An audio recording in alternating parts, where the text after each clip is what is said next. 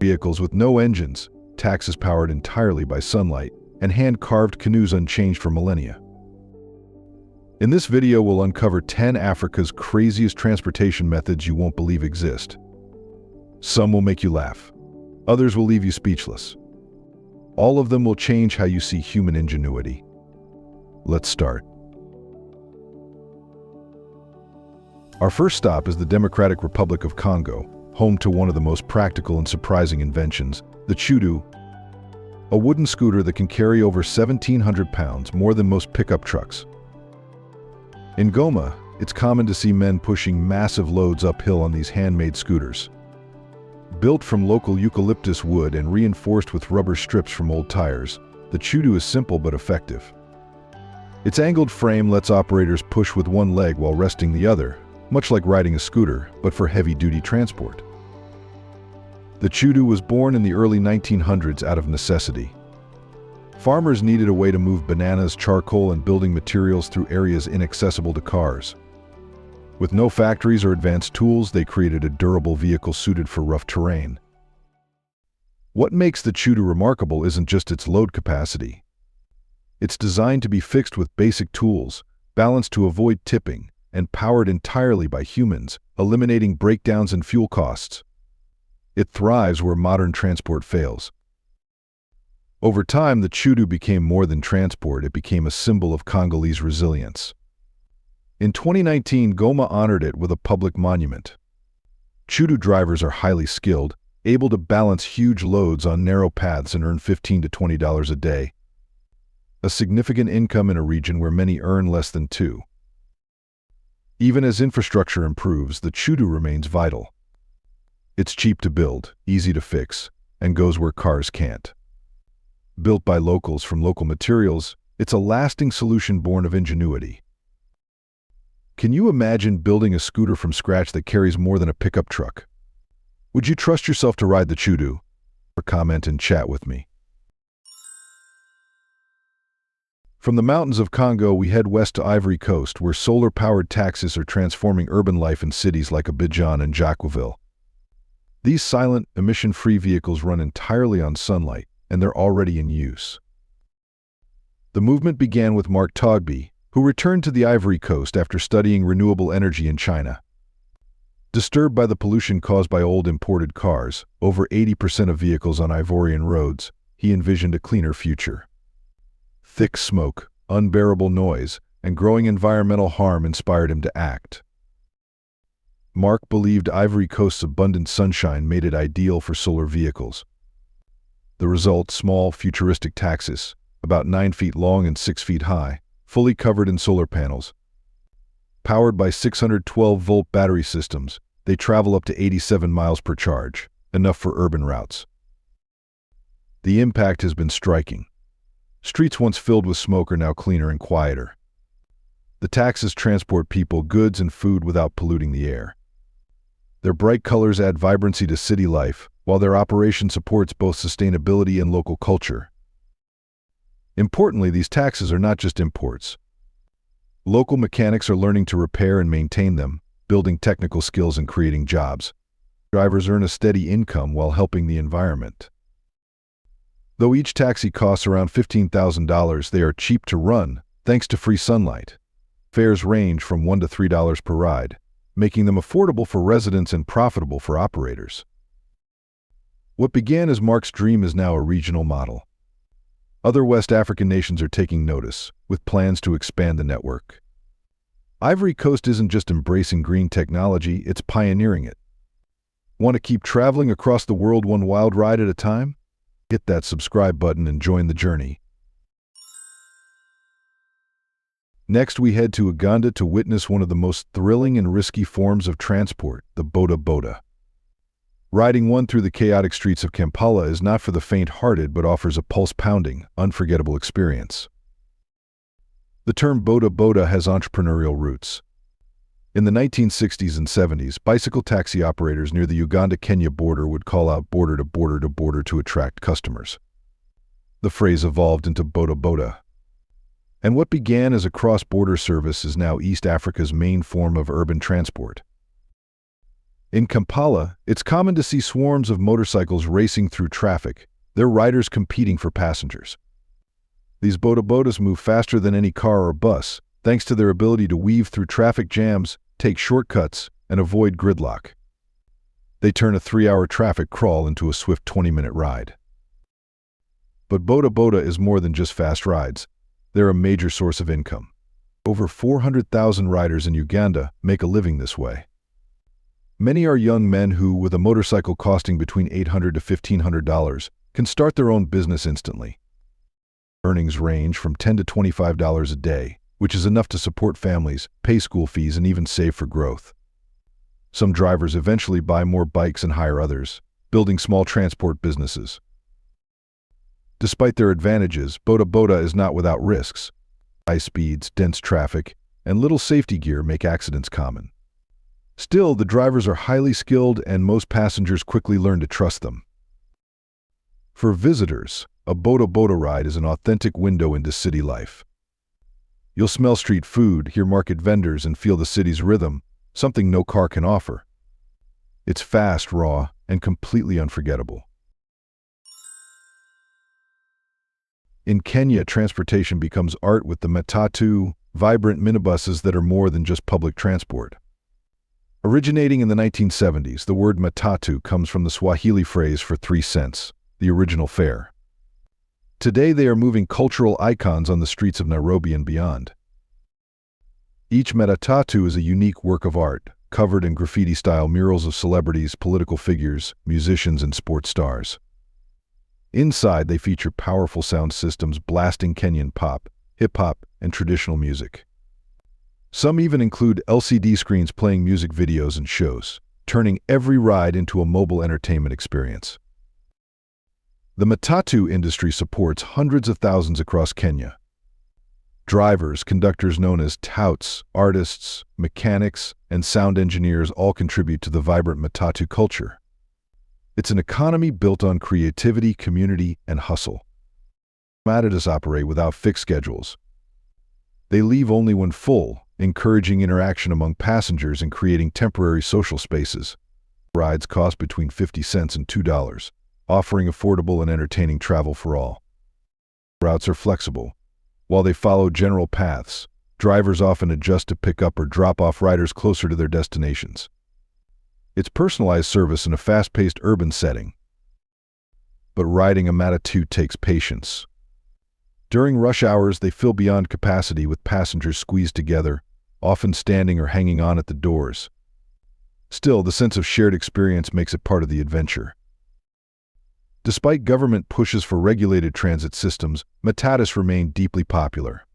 For their bold designs, loud music, and spontaneous spirit reflect the energy and creativity of Kenyan city life. They're more than transport, they're an experience. On the island of Madagascar, the Pousse-Pousse, a human-powered rickshaw, remains one of the most authentic and unchanged forms of transportation in the world. The name meaning push-push. In French, dates back to colonial times when runners pushed from behind and relied on passengers to call out directions. Though runners now lead from the front, the name remains a symbol of its unique history. Each Pousse-Pousse is handcrafted by local artisans using traditional woodworking passed down through generations.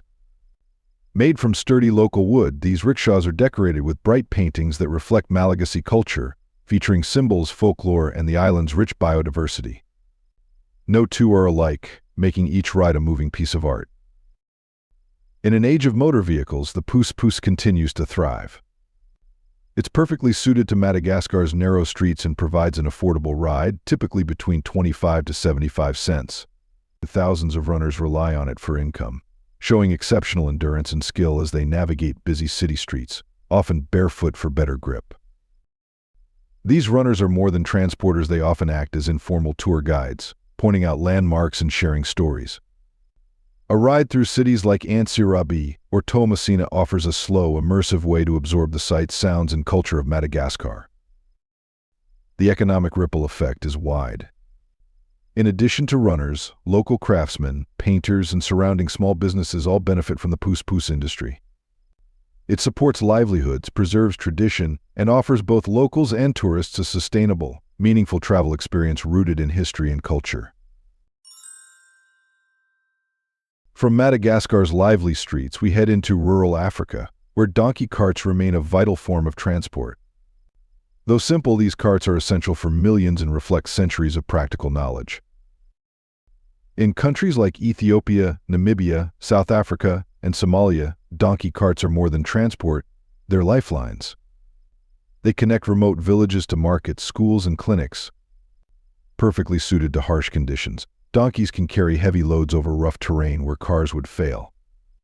They need little care, survive on local plants, and work in extreme heat. One donkey can pull up to 1,100 pounds, more than many pickup trucks. The carts, made by local craftsmen, are designed for strength and function. Some are basic platforms, others have compartments for cargo. Built from local materials, they handle bumpy roads and steep paths with ease. In many communities, owning a donkey cart means opportunity. Farmers move goods, families fetch water, and small business owners deliver supplies. A donkey costs between $50 to $200, and a cart adds another $100 to $300.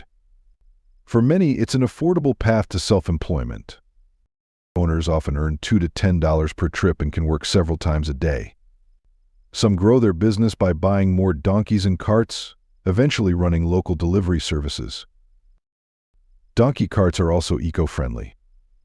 They need no fuel, produce no emissions, and can be fully recycled. In a world facing transport-related pollution, they offer a truly sustainable alternative. Beyond their function, donkeys are valued companions. Families name them, care for their health, and treat them with affection. These carts and their animals are not just part of rural life, they're a symbol of resilience, sustainability, and tradition. If you loved seeing what real innovation looks like without silicon chips or billion-dollar budgets, give this video a like. It tells us you want more like it. The next journey takes us to the Okavango Delta in Botswana, one of Africa's most stunning natural environments. Here, the Mororo, a traditional dugout canoe, has been used for over 2,000 years and remains one of the most eco-friendly and efficient ways to travel through this watery landscape. Developed by the Bai people, who migrated from Central Africa, the Mororo was crafted to navigate the delta's winding channels and seasonal floods. Originally carved from single trunks of sapele or ebony trees, these canoes were handmade over weeks, shaped to be strong, lightweight, and quiet on shallow water. Due to concerns about deforestation, modern Mororos are now made from fiberglass. Still, they retain the same traditional design that has proven effective for centuries. Each year, from May to September, the Okavango floods over 6,000 square miles, turning roads into waterways. During this time, Mororos are vital. They allow people to fish, travel, and trade across the region. Guiding these canoes are polers who use long sticks called ngashi to steer through tight reed beds and shallow channels. Skilled and experienced, they maneuver around hippos and crocodiles with ease and precision. For the Bai, Mororos are used not only for fishing and transporting goods but also for harvesting reeds and connecting villages. They've also become central to Botswana's tourism. Safari guides use them to take tourists deep into the delta to spot elephants, leopards, buffalo, and birds in their natural habitat. A Mororo safari typically costs between $150 to $400 per day. This creates vital income for local guides and supports sustainable tourism. The Mororo continues to provide economic opportunity while preserving cultural traditions and protecting one of Africa's richest ecosystems. From Botswana's waterways, we head north to Morocco, where the ancient city of Marrakech offers one of Africa's most elegant forms of transport, the Kalesh. This horse-drawn carriage, with its retractable canopy, blends French colonial charm and Moroccan tradition. The word Kalesh comes from the French Kalesh, introduced during the French protectorate in the 1950s. Designed for Morocco's hot climate, these carriages include covers that shield passengers from the sun. A Kalesh ride through Marrakech's old Medina is a peaceful way to see the city. The carriage glides past landmarks like Juma El Fnay Square, the Kutubia Mosque, and bustling souks rich with crafts and spices. Each Kalesh is built for comfort and style, with small front wheels, larger rear wheels, and seating for 4 to 6 people. Horses are matched by height and temperament for a smooth, graceful ride. Drivers often come from families who've guided carriages for generations and know the city intimately. Tour lengths vary. A short 20-minute ride costs about $15 to $20. Longer tours lasting up to 2 hours, with stops at key sites, range from $40 to $60. For many, this ride becomes a highlight of their Moroccan visit, offering history, beauty, and a unique way to experience the city. Our next stop is Lagos, Nigeria, one of Africa's busiest cities where the legendary Molue bus once ruled the streets. If you want to experience the raw, vibrant energy of Nigerian city life, a Molue ride during rush hour is the ultimate test. But it wasn't for the faint-hearted or anyone seeking personal space. The Molue was a large, bright yellow bus, originally a Mercedes-Benz flatbed truck repurposed to carry passengers. Its name comes from a Yoruba word meaning to remold, fitting for a vehicle born from ingenuity. Though designed to seat 44 passengers, Molues often carried over 100 during peak hours. Inside, the atmosphere was lively and chaotic. Vendors sold snacks and phone credits, preachers delivered sermons, and musicians performed live. Passengers shared food, mothers nursed babies, elders offered advice, and students did homework, all in the same moving space. Boarding was an intense experience. As a Molue approached, crowds rushed forward to secure a spot. There were no lines, just urgency. Once full, passengers often clung to doors and windows, creating scenes that seemed to defy gravity. Despite the discomfort, Molues were vital. For decades, they provided cheap, reliable transportation for millions, linking Lagos mainland to the island and fueling daily economic life. A ride typically costs less than 50 cents, making it affordable for nearly everyone. For many Lagosians, riding the Molue was more than a commute, it was a cultural rite of passage. It brought people of all backgrounds together, forming temporary communities in motion. Though modern transport has replaced most Molues, their legacy lives on as a symbol of resilience, hustle, and the unbreakable spirit of Lagos. Our final stop is South Africa, where tuk-tuks have become a lively and practical part of city life in Johannesburg and Cape Town. Originally from Thailand, these three-wheeled vehicles have been adapted to meet local needs and are now a common sight in business districts and tourist areas. In Johannesburg, tuk-tuks zip through neighborhoods like Sandton, Rosebank, and Melville, offering quick, convenient rides between offices, malls, and restaurants. In Cape Town, they're popular in the city bowl and tourist zones, giving visitors a fun and flexible way to explore. What sets South African tuk-tuks apart is their customization. Many have weatherproof canopies and side curtains to handle winter rains and summer storms, features suited to South Africa's changing climate.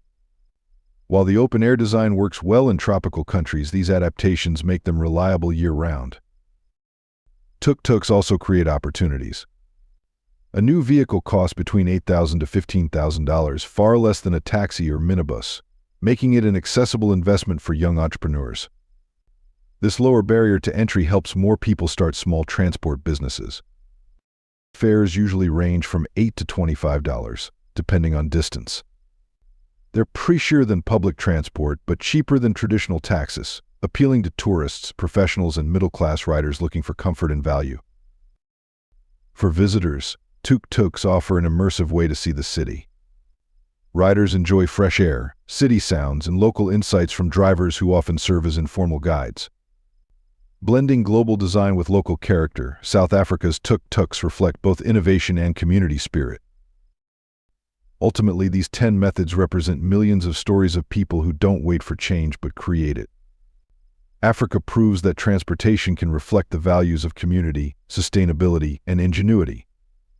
It's not just about moving from place to place, it's about moving forward together. Thanks for being with us. Leave a comment, like to show your support, and remember to hit that subscribe button for more exciting videos. See you next time.